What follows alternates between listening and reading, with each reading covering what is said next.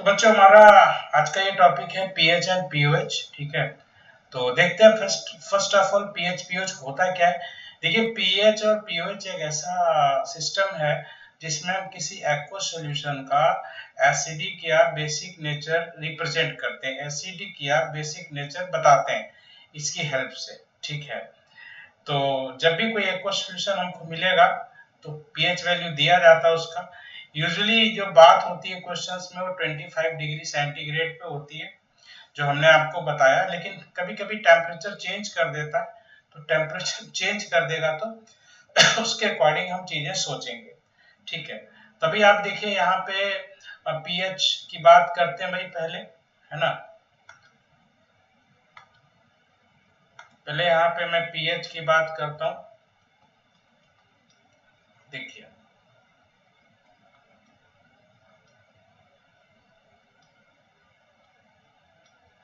PH क्या होता है, देखिए एक्चुअली जो पीएच आपको पढ़ाया जाता है वैसे पढ़ाया जाता है, pH is the minus log of H ion concentration. ठीक है, एच आयन कंसंट्रेशन मोल पर लीटर में लिया जाता है, ध्यान रखिएगा यहाँ पर। ठीक है, तो ये माइनस लॉग एक्चुअली पी का मतलब आप कह सकते हो माइनस लॉग है। यहाँ पे पी का जो मतलब है माइनस लॉग है, मैंने पहले भी बताया है। आप यूजुअली कई क्वांटिटीज ऐसी हैं जिनका माइनस लॉग ले लोगे तो उनके आगे पी लग जाता है, तो ये माइनस लॉग हो गया यहाँ पे। ठीक है, आप यहाँ पे ये भी कह सकते हो कि पीएच इक्वल्स टू, आप लिख सकते हो log of 1 upon H ion concentration, ऐसे। तो इसका मतलब ये हुआ कि अगर एच आयन कॉन्सेंट्रेशन बढ़ेगा तो पीएच घटेगा। ठीक है, एच आयन कंसंट्रेशन और पीएच में क्या है, इनवर्स रिलेशन है। ठीक है, इसीलिए हम लोग कहते हैं कि अगर पीएच की वैल्यू कम होती है तो सॉल्यूशन का एसिडिक नेचर बढ़ता है, तो ये मैथमेटिकल है। ठीक है, तो यहाँ पे ध्यान रखिएगा, आपके लिए यही डेफिनेशन अलाउड है और इसी का हम यूज करेंगे। बाकी मैं कुछ और भी बताता हूँ यहाँ पे। एक्चुअली में अगर हम थोड़ा हाई लेवल पे जाएंगे तो इसका एक बार, ये जो कंसेप्ट बता रहा हूँ इसका एक बार क्वेश्चन जेईई मेंस में काफी पहले पूछा गया था। वो ये मैं एक्चुअली यहाँ बताऊं, जो पीएच एक्चुअली में जो होता है ना वो ये होता है जो ओरिजिनली होता है, जो हमें तो खैर जो चीजें चेंज करके पढ़ाई जाती है ना, तो ये पीएच जो होता है वो होता है minus log of activity of H plus, ये होता है एक्चुअली, ये ओरिजिनल पीएच का है। यहाँ पे जो एक्टिविटी ऑफ एच प्लस है वो क्या है, ये होता है gamma into acid concentration, gamma into acid acid concentration. Usually strong acid इसमें लेते हैं, एसिड कॉन्सेंट्रेशन। ठीक है, और ये जो मैंने रिलेशन लिखा है नीचे, ये जो चीजें हैं, ये गामा वाला जो रिलेशन है it's valid for concentrated solution, acid concentration है ये। ठीक है, चलो मैं खाली एसिड लिख देता हूँ, समझ में आ जाएगा, एसिड का ही कंसेंट्रेशन है इसमें। ठीक है, ये एसिड कंसेंट्रेशन है भाई यहाँ पर, जरा अच्छे से लिखना इसको, गामा इंटू एसिड। यूजुअली जो एसिड होता है वो स्ट्रॉन्ग ही होता है, इसमें मैं एस लिख दे रहा हूँ, एस फॉर स्ट्रॉन्ग एसिड। ठीक है, तो यहाँ पर अब आप देखो ये चीज जो है यहाँ पर जो रिलेशन लिखा है ये बच्चों, ये आपका वैलिड है for the concentrated solution of strong acid के लिए। और यहाँ पे जो गामा है, गामा को हम क्या बोलते हैं, activity coefficient. Gamma is called activity coefficient, activity coefficient, and gamma is equal to 1 for dilute solutions, for dilute solutions, for dilute solutions, dilute solutions के लिए गामा 1 होता है। तो अगर गामा 1 हो गया यहाँ पर dilute solutions के लिए, तो हम क्या लिख सकते हैं, activity of H ion equal to 1 into activity of H ion equal to 1 into acid concentration. अच्छा, यहाँ एक्टिविटी जो है कुछ और नहीं, ये भी कंसेंट्रेशन ही है, बट एक्टिविटी जो है फ्री एच आयंस की बात करता है, that is equal to free H ion concentration. मैं यहाँ लिख दे रहा हूँ फ्री एच आयन कंसेंट्रेशन, ये मतलब होता है भाई इसका। ठीक है, तो एक्टिविटी यहाँ पे हो गया और यही आपका किसके बराबर हो गया, यही फिर अब आप एच आयन कंसेंट्रेशन के बराबर हो गया, यानी जितना एसिड होगा वो पूरा का पूरा एच आयन उतना दे देगा। मोनोप्रोटिक एसिड होना चाहिए, मतलब ऐसा एसिड जो एक ही प्रोटॉन देता हो। तो यहाँ activity of H ion equal to हो गया कंसेंट्रेशन। अगर ये हो गया तब आप देखो, अब ये रिलेशन हमारा जो 1 था, now the relation 1 becomes now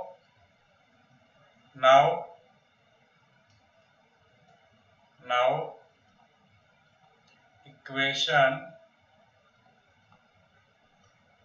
1 becomes क्या हो गया, pH equals to minus log of H ion concentration, और ये आपको पढ़ाया जाता है। ठीक है, तो देखो आपका जो पढ़ाया जाता है वो थोड़ा ऑल्टर्ड होता है। ठीक है, हालांकि इसलिए बताया मैंने कि इसमें एक बार क्वेश्चन आ चुका है, जेई मेंस कह लो, उस समय वो AI ट्रिपल होता था। ठीक है भाई, वो उस समय जो है वो AI ट्रिपल होता था। ठीक है, तो जेई मेंस से होता था वो उस समय। ठीक है, तो आई होप समझ में आ गया होगा पीएच क्या होता है। ऐसे ही देखिए हम पीओएच की बात कर लेते हैं।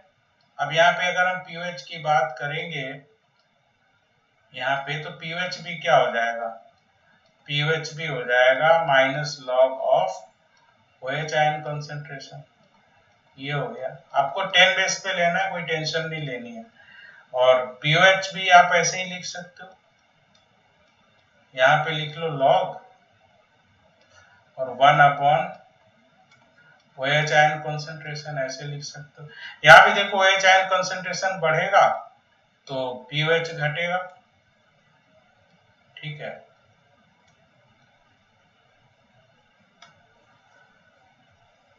तो अब आप समझ सकते हैं यहाँ पे कि पीओएच और OH आयन का क्या रिलेशन है यहाँ पे। ठीक है, तो पीएच और पीओएच का बेसिक डेफिनेशन समझ में आ गया होगा। अब इस पे वैरायटी ऑफ क्वेश्चंस होते हैं, काफी क्वेश्चंस होते हैं। तो मैं अब इस पे क्वेश्चन स्टार्ट करता हूँ, आपको क्वेश्चंस की वैरायटी जो भी पॉसिबल है मैं आपको कराता हूँ यहाँ पे। ठीक है, तो अब देखिए क्वेश्चन नंबर 1 ले लेता हूँ मैं यहाँ पे। क्वेश्चन नंबर 1 सबसे simple question, find the pH of 0.2 molar H2SO4 solution, H2SO4 solution। एक ये बेसिक सा क्वेश्चन हमने ले लिया। ठीक है, ऑल्सो फाइंड पीओएच भी निकाल लेंगे, कोई दिक्कत नहीं, अभी तो पीएच निकालते हैं। देखो कैसे करेंगे इसको, सॉल्व कैसे करेंगे। अब देखिए सबसे पहले तो जो आपका एसिड है वो H2SO4 है, जो स्ट्रॉन्ग एसिड है। अच्छा, स्ट्रॉन्ग एसिड है और डाई प्रोटीक है भाई। अच्छा, ये स्ट्रॉन्ग है तो क्या होगा, ये पूरी तरह से आयोनाइज हो जाएगा। देखिए ये पूरी तरह से आयोनाइज हो जाएगा ऐसे। यहाँ पे इनिशियली था 0.2 मोलर, तो स्टार्टिंग में 0 है, फिर ये 100% आयोनाइज हो जाएगा, तो ये क्या हो जाएगा 0.4, ये 0.4 हो गया, ये 0.2 हो गया। तो अब समझ रहे हैं यहाँ पे। अब यहाँ पे देखो एच आयन कॉन्सेंट्रेशन हमारा हो गया 0.4, तो माइनस लॉग ले लो दोनों side, minus log of H ion, now it becomes minus log of 0.4। ठीक है, 0.4, तो ये हो गया भाई पीएच। अब इसको सॉल्व कैसे करेंगे बच्चा लोग, तो आप इसको ऐसे कर लो, इसको माइनस हटाओ और log 4/10 है ना, इसको हम 10/4 लिख सकते हैं। देखो अब इसको लिख सकते हैं log 10 माइनस log 4, ठीक है। और ये log 10 होता है 1, और log 4 को लिख लो 2 log 2, 2 का स्क्वायर होगा ना भाई, या फिर ये हो जाएगा 1 माइनस 2 इंटू 0.3010, ठीक है। तो ये आपका आंसर आ जाएगा यहाँ पे जो पीएच होगा, ठीक है। अच्छा, इसमें मैं एक बात बता दूं, लॉग के बिना कोई क्वेश्चन नहीं होगा, तो अपना लॉग वाला टॉपिक अच्छे से कर लो भाई, देख के लॉग मैंने बताया है, आप लॉग देखना सीख लीजिए, उसके बिना काम नहीं चलेगा किसी भी क्वेश्चन में, लॉग एंड एंटी लॉग दोनों ही, ठीक है। अब जल्दी से आप इसको नोट करिए।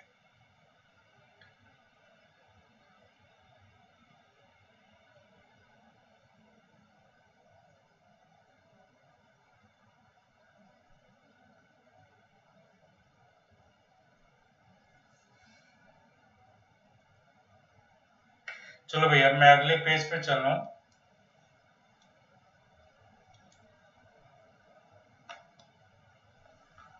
चलिए क्वेश्चन नंबर 2 पे आ जाइए। क्वेश्चन नंबर 2, 0.1 मोलर, 0.1, इसमें स्टोइकियोमेट्री का यूज है भाई। 0.1 molar HCl 100 ml is mixed with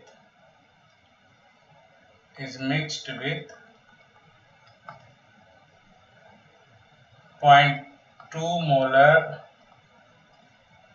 NaOH 100 ml, ये भी है। Find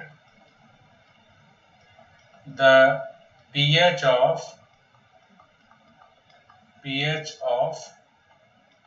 resulting solution,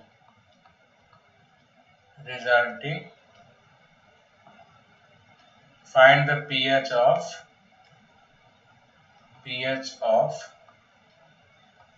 resulting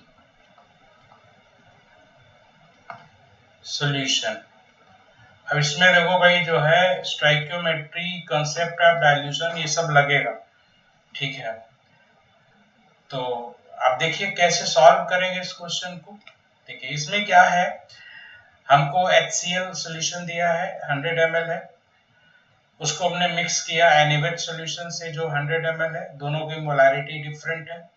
so find the pH of resulting solution, दोनों मिलाने के बाद जो सॉल्यूशन हमारा बनेगा उसका पीएच क्या होगा ये बताना है, ठीक है। तो देखो आप इसको कैसे सॉल्व करते हैं। तो सॉल्यूशन में देखिए आप क्या करो, यहाँ पे NaOH लिख लो, HCl लिख लो पहले, और HCl में आप NaOH ऐड कर दो, भाई दोनों में केमिकल रिएक्शन होगी तो क्या होगा, NaCl बनेगा और H2O बनेगा, ठीक है, ऐसे बनेगा। अब आप देखिए यहाँ पे काम करिए, आप यहाँ निकालिए N1V1, यहाँ लिखिए N2V2। अब देखिए क्योंकि n फैक्टर 1 है तो नॉर्मेलिटी मोलैरिटी बराबर है, कोई प्रॉब्लम नहीं, आप M1V1 M2V2 भी कर सकते हैं, ठीक है। तो N1V1 कितना है भाई, N1V1 की जो वैल्यू यहाँ पर है वो है N1 है, सॉरी एक मिनट, मोलैरिटी ले लेते हैं भाई, ठीक है, मोलैरिटी ले लो, क्योंकि मोलैरिटी दिया n फैक्टर 1 है, कोई प्रॉब्लम नहीं आएगी। M1V1 ले लो भाई, M2V2 ले लो, तो यहाँ पे ये हो गया आपका 0.1 इंटू 100 और ये हो गया 0.2 इंटू 100। अब देखिए इसकी वैल्यू हो गई 10, इसकी वैल्यू हो गई 20। अब आपको पता है यहाँ पे दोनों का कोएफिशिएंट 1 है, तो दोनों के इक्वल मिलीमोल्स यूज होंगे, ये मिलीमोल्स है, M1V1 M2V2 क्या है, ये मिलीमोल्स कहते हैं इसको, ठीक है। तो यहाँ पे ये क्या हो जाएगा, ये भाई 0 हो जाएगा, आप 10 माइनस 10 करोगे ना तो 10 माइनस 10 0 हो जाएगा, और ये क्या करोगे 20 माइनस 10, तो ये 10 बचेगा। अच्छा, बाकी NaCl कितना बनेगा? H2O से तो आप कर ही नहीं सकते, H2O के नीचे डैश मारिए, और NaCl भी 10 बनेगा। तो खैर NaCl से कोई फर्क नहीं पड़ता है, ये हम आगे कभी बताएंगे आपको। तो यहाँ पे कुल मिला NaOH बचा हमें, HCl 0 हो गया, NaOH आपका 10 बचा, NaCl 10 बना है। NaCl से कोई फर्क पड़ेगा नहीं, ये आगे डिस्कस करके बताऊंगा। H2O आप मेजर नहीं कर सकते, ठीक है। तो अब आप देखिए यहाँ पे हमारे पास कुल NaOH बचा है, पर जो NaOH बचा है ये उसके मिलीमोल्स है, हमें NaOH का फाइनल कंसंट्रेशन चाहिए, ठीक है। ये स्टोइकियोमेट्री का सेक्शन है भाई, न्यूट्रलाइजेशन बोलते हैं इसको, ठीक है, और वो मैंने काफी पढ़ाया था आपको अच्छे से। अब आप यहाँ से देखिए हम लोग क्या लगाएंगे, कॉन्सेप्ट ऑफ डाइल्यूशन लगाएंगे, ठीक है। तो यहाँ पे हम ऐसे कर लेते हैं, आपको पता बताया था MIBI MFBF, concept of dilution ये है MFBF। What is MI? Initial molarity, initial volume. तो वो तो भाई हमारे पास 10 आ चुका है ना, 10 है ना, जो आपका NaOH बचा है, ये जो 10 है वही है। एक्चुअली हुआ क्या, थोड़ा सा समझ लो, पहले हमने HCl को NaOH से मिलाया, तो पहले इनके बीच रिएक्शन हुई है। रिएक्शन में हम ये देख रहे हैं कि किसके कितने मिलीमोल्स बचे, किसके 0 हो गए, तो पता लगा फाइनली NaOH के बचे। अब हम कंसेप्ट ऑफ डाइल्यूशन लगाएंगे, यानी एक्चुअली HCl का 100 ml NaOH के 100 ml से मिक्स हो गया ना, तो वॉल्यूम तो डबल हो गया है। वॉल्यूम डबल हो गया तो कंसंट्रेशन भी तो फर्क पड़ेगा, कंसंट्रेशन हाफ हो जाएगा ना। तो यहाँ पे MIBI यानी इनिशियल मिलीमोल्स 10 है, और MF निकालना है, MF मतलब फाइनल मोलैरिटी हमको निकालना है NaOH का, और टोटल वॉल्यूम कितना भाई, वो 200 है।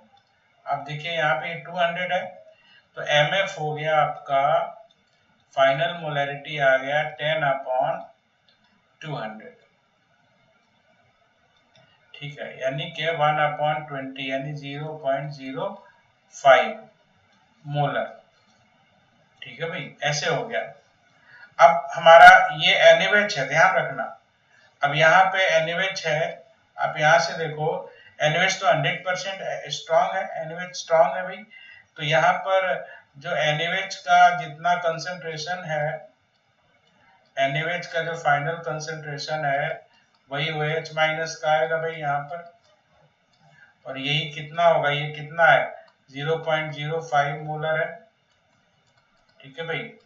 तो अब यहाँ पे pOH निकालेंगे ना हम, पहले pOH कैसे निकालेंगे, minus log of OH minus, that is minus log of 0.05 ऐसे। तो ये आपका सॉल्व करने के बाद, मैं सॉल्व भी कर दे रहा हूं भाई,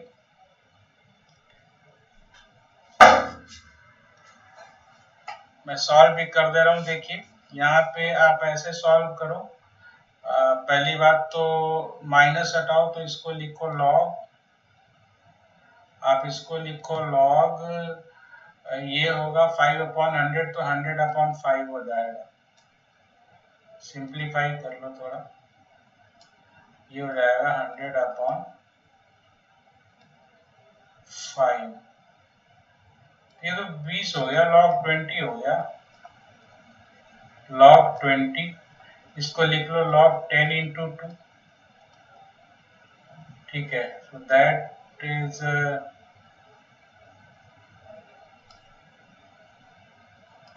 ऐसे, तो ये हो गया log 10 प्लस log 2,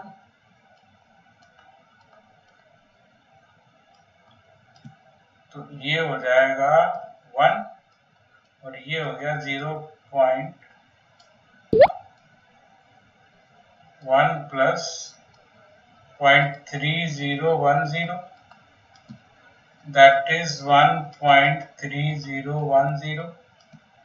तो ये वही pOH हो गया हमारा, ये हमारा pOH है, ठीक है। अच्छा, अब पीएच आपको पता है, as we know that pH plus pOH जो होता है वो होता है 14 at 25 डिग्री सेंटीग्रेड टेम्परेचर। भाई क्वेश्चन 25 पे ही है, यहाँ पे मैं आपको लिख दूं, लिखा नहीं मैंने, सुन एट 25 डिग्री सेंटीग्रेड। ऑब्वियस होता है, उसे दे देता है क्वेश्चन में, ऐसा नहीं है। तो पीएच क्या हो जाएगा भाई हमारा, पीएच हो गया 14 माइनस पीओएच, तो ये हो जाएगा 14 माइनस 1.3010। तो ये आपका जो भी आप माइनस कर लीजिएगा, ये आ जाएगा पीएच सॉरी, ठीक है। तो पीओएच काफी ज्यादा है, बिकॉज सॉल्यूशन कुछ गड़बड़ हो गया भाई, लगता है, मुझे लगता है। हाँ नहीं ठीक है, क्योंकि सॉल्यूशन बेसिक है तो पीएच तो बहुत ज्यादा आएगा ही। ठीक है बच्चों, ये अभी आपका पीएच का भी, एक्चुअली इसमें वैरायटी बहुत ज्यादा है क्वेश्चंस की।